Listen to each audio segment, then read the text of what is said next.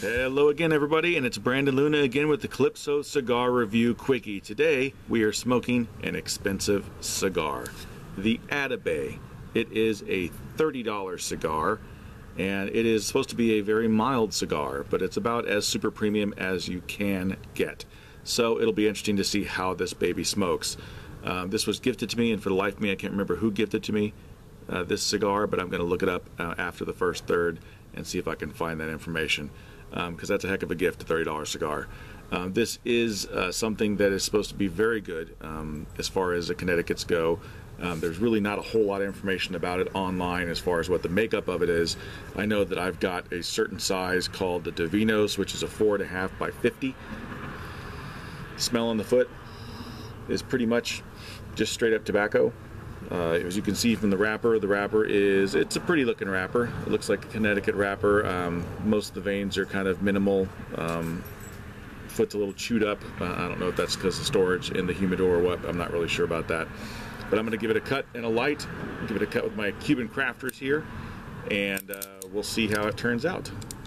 So let me go ahead and give it a cut and a light, and I will come back and give you guys an update on the first third of the Atabey Habanos. Alright, so we're about to the end of the first third of the Atabey Habanos, and pretty interesting so far. I'm not going to say it's knocking my socks off, because it's not really.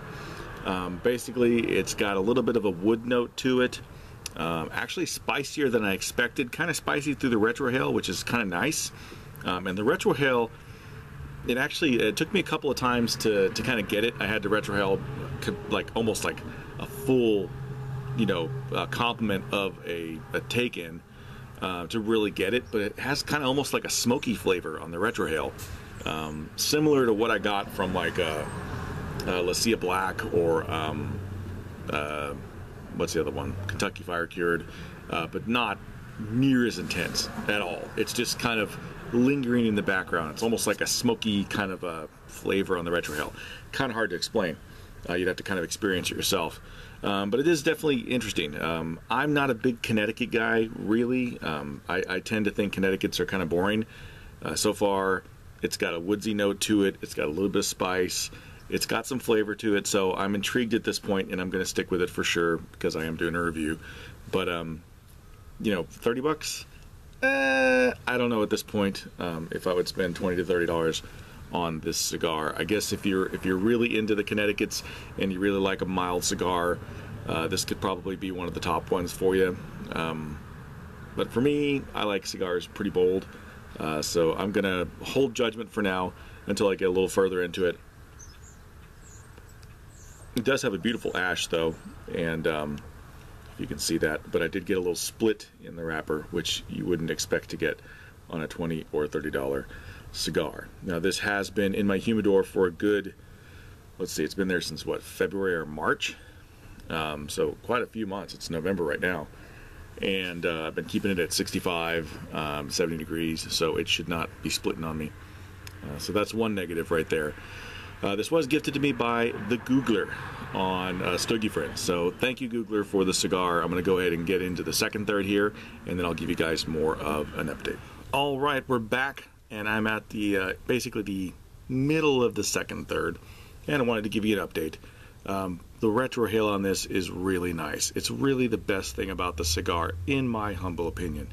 It's full of spice, it's full of flavor, and it just brings a whole nother level to this cigar that I don't think would be there in a normal Connecticut. It is darn delicious. I can see why it would be so highly rated. There's actually someone that gave it a cigar of the year, which, I don't know that it would be my cigar of the year, but it's definitely tasty. As far as Connecticut's go, I would definitely smoke this over most other Connecticut's that are out there, save probably the Ep.9 New Wave Connecticut, because I really dig that stick. It's got a little more balls than this one does, but I tend to like my cigars a little stronger. As it stands though, the flavor profile has changed a bit. It's gone over to like a nutty flavor now, so there is some nuttiness along with that spice, and that woodsiness is still very prominent throughout the cigar.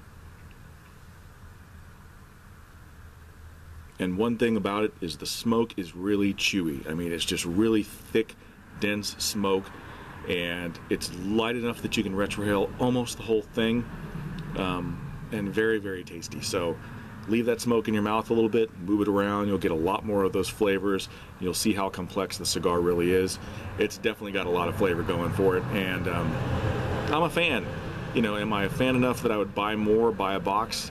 Probably not, but it's definitely something I'm glad I'm smoking, and I would smoke another for sure at this point. We're going to get to the last third here, and I'll give you guys another update.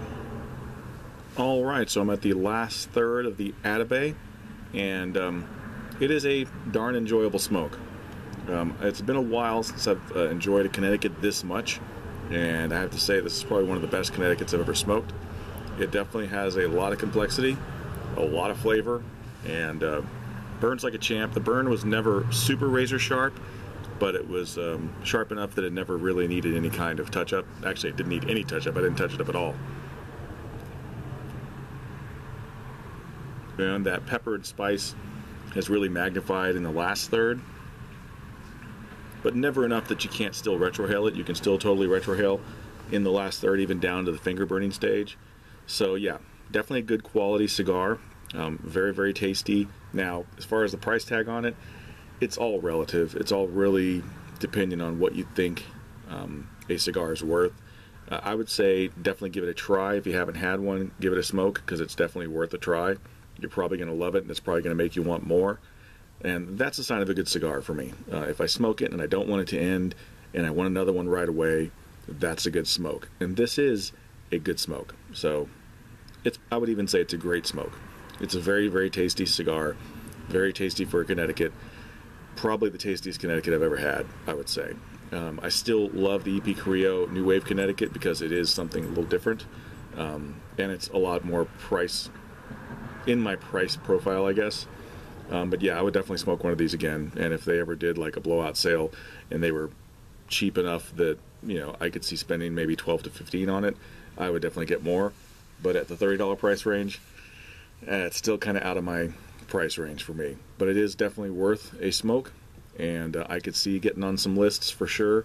As far as top 10 lists, you know, there's so many good cigars out there. For me, it's kind of hard to say that there's one cigar that's the #1 cigar of the year. I would really personally do it based on the type of cigar, like Nicaraguan, Honduran, maybe even a Connecticut profile for, you know, have like several different lists and have your top 10 within that list.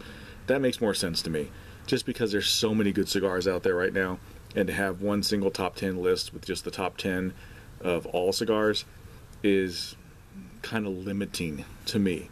So would I smoke it again? Hell yeah. Would I buy a box or a jar? Probably not.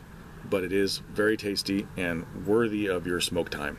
So as always, check us out on iHeartRadio, iTunes, Podomatic, Spreaker, all those sources you can find us. Check out the YouTube videos. Give us those reviews. Helps people find us. Helps people get to more of our shows. And as always, it's been great smoking with you.